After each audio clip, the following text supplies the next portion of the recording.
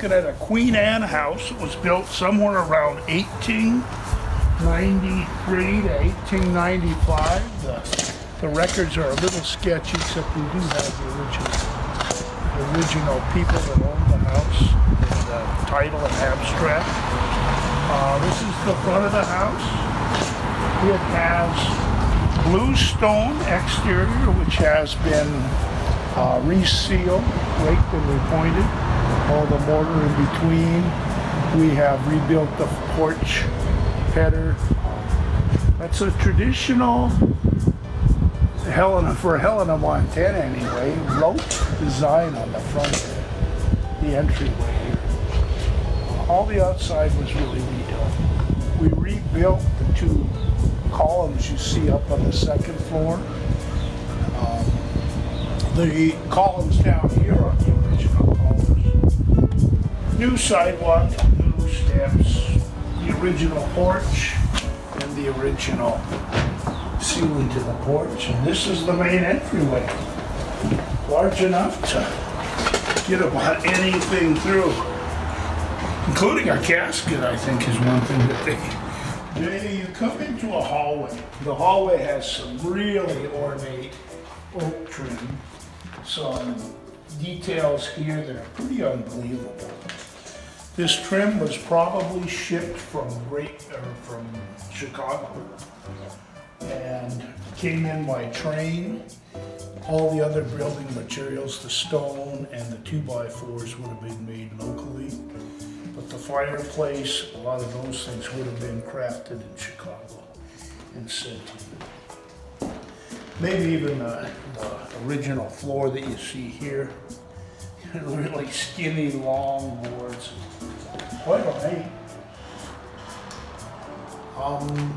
This room, we took out the ceiling so we could get some access to the top. We also had to repair a couple of these spindles. Were broken and missing. One was missing. And these decorative trim that connects the spindles, a lot of those were missing. Probably about half of them. So we had some turned by a local finished carpenter and installed them. Kind of fun to find out how those come apart. We'll go to the living room next.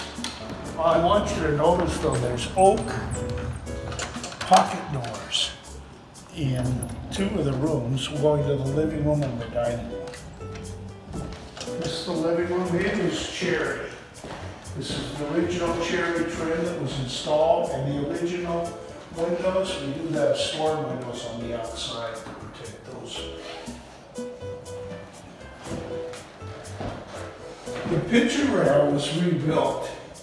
That's kind of a fun detail. What it does is allow you to put a picture up without putting holes in the wall.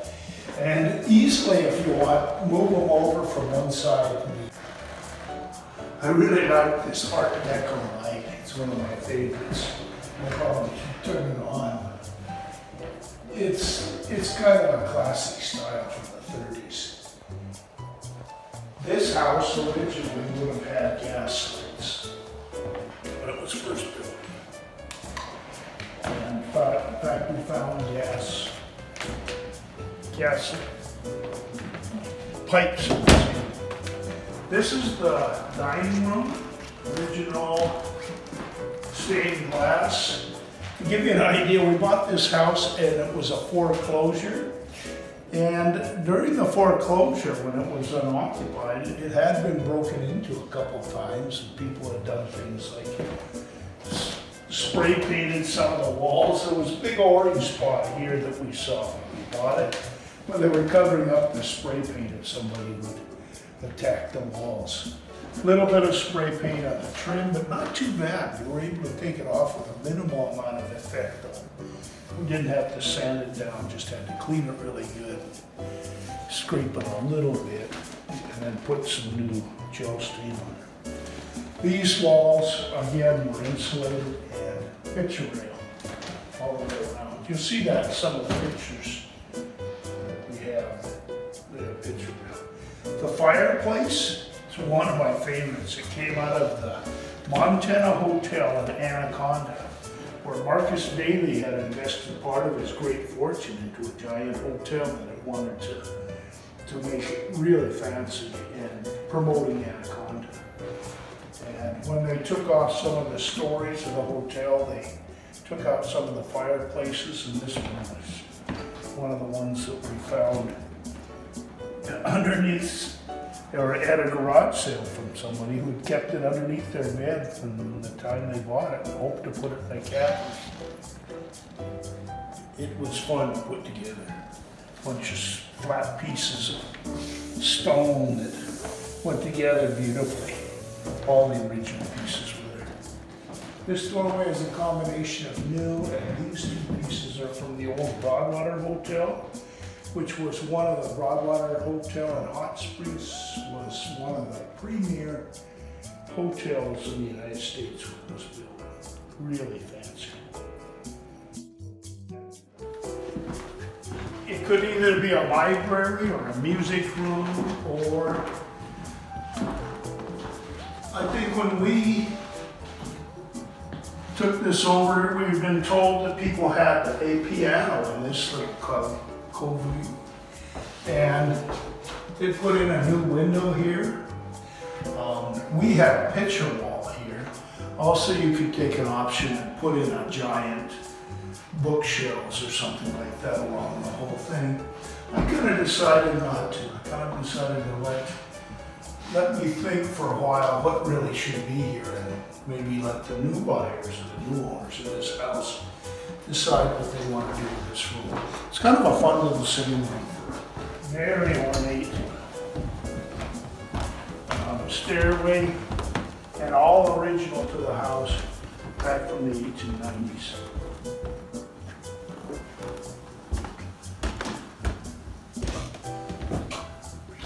One thing that I really came to like was the fact that, oh my gosh, you can have, hit a light switch. You can have a second floor hallway that really is quite useful. Nice place to put an old Broadwater hotel dresser. This, by the way, is a picture of the Broadwater Hotel. That's what it looked like. It was out west of town. Some hot springs, and there was a giant pool, covered pool and hot springs. Pretty fancy. As I say, that cabinet came from it. The Broadwater Hotel, one of the earlier people, Dr. McCarroll, had bought a lot of the trim from the Broadwater Hotel when it was torn down, and installed it in this entryway, or in this hallway. But that trim from the Broadwater is all in this area. The original trim from the house is still on the inside of the rooms. So if you look here, this is original painted trim from the 1890s. New windows. And somewhere along the way, somebody had put on a new oak floor. We refinished that. Now we have what we made into is a sitting room, and it could be a nursery. It's off the master bedroom. It has a tulip light that is probably period appropriate for this kind of a house. It is kind of one of my favorite, little tulip shape with stained glass. Kind of nice and small. It fits perfect in a lady's sitting room. The ladies' sitting room also goes out to the cupola. The cupola gives you a nice view and a place to set up a couple of chairs and have a glass of wine while you look at the sleeping giant out in the valley, or the top of the Capitol, or some of the lights from the city.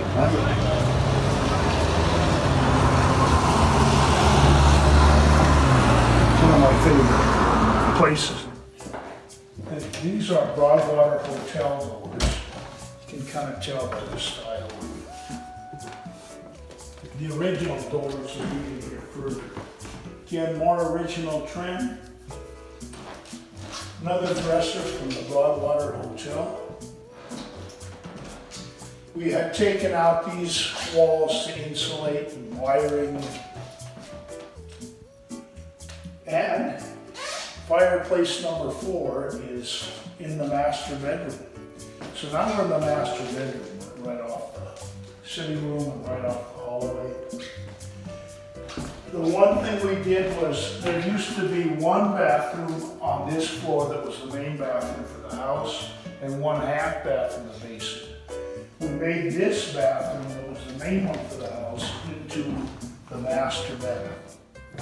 What used to be the entrance to the one bathroom in the house, one main bath, is now a nice walk-in closet for supplies and things like that. This was either kind of a funny bedroom design, but I used it for an office. And one thing we did was not only put in new wiring in it and new service in the basement, but ran an outlet up to here to where it was easier to run wiring to all the second and third floor. That, I think, was one of the useful ones. Another color I picked, the original stairway to the 3rd floor. Servant stairs.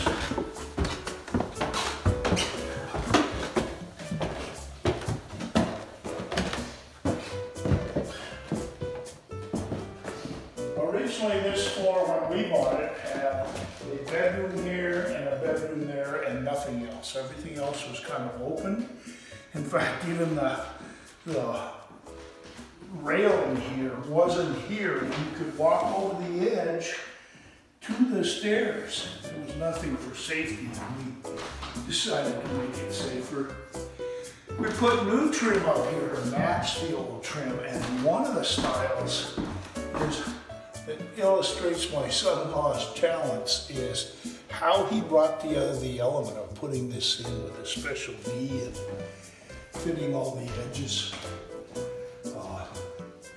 You can look at the trim, it certainly fits the style of the 1890s and probably the luxury of them too, if you look at it closely.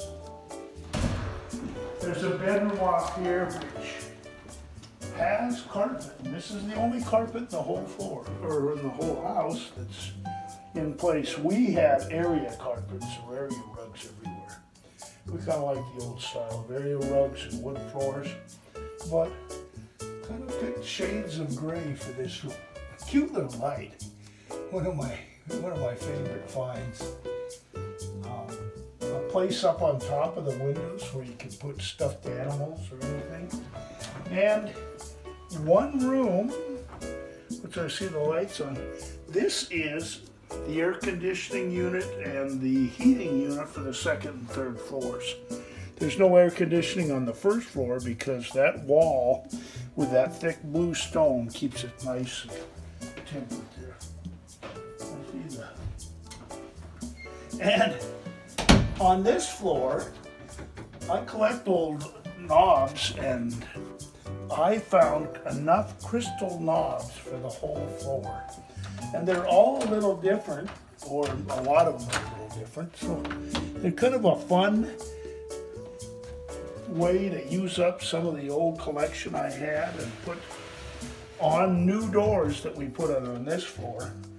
Kind of a fun recreation. This is the children's room. Children, grandchildren. Our grandchildren spent a lot of time here. We added the stained glass overlook looking out over the sleeping giant and the city. Kind of a nice way to look out through the window here. We added our room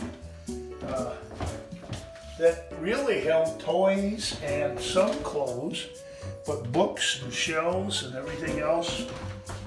This was the kids' play area. All the toys were in there.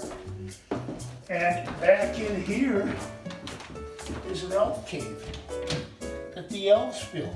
In fact, if you go in there, you'll find that there's all kinds of special drawings that the elves put on the walls. They used to steal paint as I was doing the house, or painting the house, some of my paint would disappear. It would show up that they'd painted some of the walls and added things in the elf cave. And they even built a little door for it. I was pretty impressed. Not too many places that you can have elves. Over this in this area where the one we took off was gone. So these are new beams, new columns. And we got Doric columns to kind of match the style of the period and the front columns, but big ones, and make this actually the entryway we use the most often. You can kind of see some of the old beams that were in the barnwood addition that I used for places to get a lawnmower or a wheelbarrow up and down, especially toward the garden that we had. We added a garden that keeps the deer out and the rabbits out. There are deer out up here, there's rabbits, lots of birds, and we like tulips.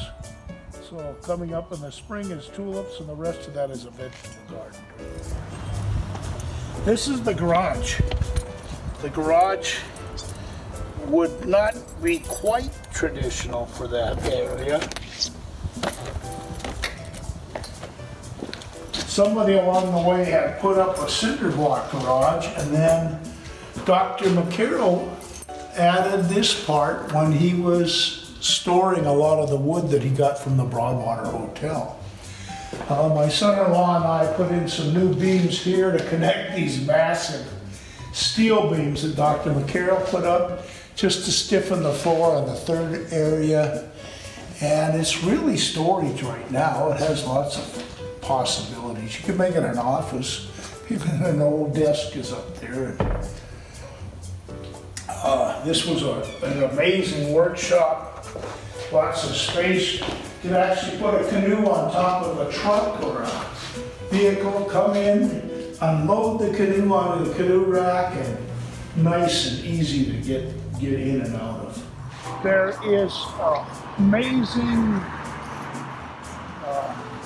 vine that grows around that stained glass window. You can see that I didn't cut it back yet, but I could. It actually reflowers pretty nicely. The yard is large. There's a place for gardens. There's a kind of home that really, if you really wanted a big house and kind of a luxurious step back into the past, I think this is the kind of home I would love. We moved out of this home back to one built in 1888, and it's every bit as fun, but not quite as fun. I think we need a couple more kids at home. We need this kind of space, but really enjoyed all the options of living here for the last 5 years.